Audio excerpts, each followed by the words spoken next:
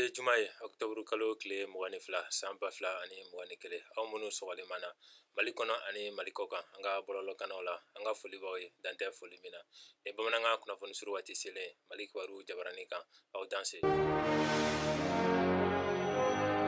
Tomba o ni kolatigɛ jɛkulu ka ciden dɔw makɔnɔlen bɛ tile fila taamana Bamako min bɛ daminɛ Sibirido Octobre kalo tile 23 ka se a tile 24 ma karido san 2021 o ni kolatigɛ jɛkulu cidenw ka nin taama in kun ye ka jamana politikiko lakanako baloko hadamadenya hakɛw lakanako yiriwali furancɛla fanga taabolo ani dalabɛn bɛnkan sɛbɛn min bolo nɔ bilanda gouvernement ni kulu marifatigiw cɛ Alize o waliyali bɛ dakun min na o ni cidenw bɛna o bɛɛ ɲɛɲini k'a sidɔn taama in senfɛ o ni ciden kulu bɛ ɲɔgɔn ye kɛ ni furancɛla fanga ɲɛmɔgɔ ye a ka kɛlɛbolo min fana bɛ an fɛ yan Mali kɔnɔ n'a bɛ wele tubabukan daɲɛ surun na ko MINUSMA ciden jɛkulu n'o ɲɛmɔgɔ fana bɛna ɲɔgɔn ye kɛ fan minnu da bɛ Alize bɛnkan sɛbɛn waliyaliko baaraw la ani mɔgɔ fɛn o fɛn da bɛ Mali gɛlɛya la a n'olu fana bɛɛ bɛna ɲɔgɔn ye kɛ nin taama in bɛɛ bila hukumu min kɔnɔ o ye Mali gouvernement ni diɲɛ tɔnba cɛ kuma ɲɔgɔnyaw ye min hakilila taara kabini san 2013 waati o ni kolatigɛ jɛkulu fɛ ka MINUSMA kɛlɛbolo nani latigɛ Mali kɔnɔ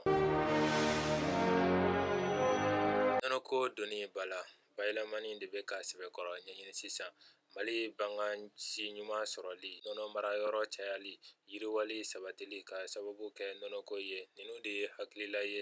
minnu waleyali b'a to fura jɔnjɔn ka ɲini nɔnɔ doni la bala yonbɔ jamanaw kɔnɔ Mali bɛ jɔyɔrɔ fɔlɔ la bangan mara la a bɛ jɔyɔrɔ filanan na CEDEAO jamanaw kɔnɔ Nizeriya kɔfɛ nɔnɔ suguya minnu kɔlɔsilen don kosɛbɛ Mali kɔnɔ o ye kɔkan yawuru ye ka bɔ Afriki fan wɛrɛw fɛ ani diɲɛ jamana wɛrɛw la jateminɛ na san o san Mali bɛ CFA wari miliyari 20 don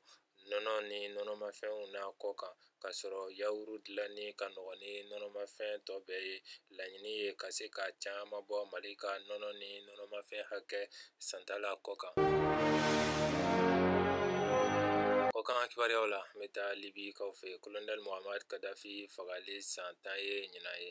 lajɛba dɔ daminɛna Tripoli Libi faaba la kunu alamisa Octobre kalo tile 21 jamana basigili hukumu kɔnɔ ka kalataw labɛn Décembre kalo nata in na diɲɛ jamana caman ka cidenw b'a kɛnɛ kan Octobre kalo tile 20 san 2011 Octobre kalo tile 20 san 2021 Colonel Muammar Gaddafi fagara o san 10 kunbɛn y'o ye nansara kɛlɛbolo tɔnba min bɛ wele tubabukan daɲɛ surun na ko OTAN o ye kɛlɛ min bin Libi kan san 2011 waati jamana kuntigi tora o de la OTAN kɛlɛcɛw farala Libi mɔgɔ murutilenw kan ka Colonel Gaddafi kɛlɛ ne de bɛ dansigi an ka bi kibaruyaw la an b'a fɔ Ala ka bɛn ni lafiya sabati jamana kɔnɔ aw kan bɛn wagati wɛrɛ la ni kɛnɛ kelen kan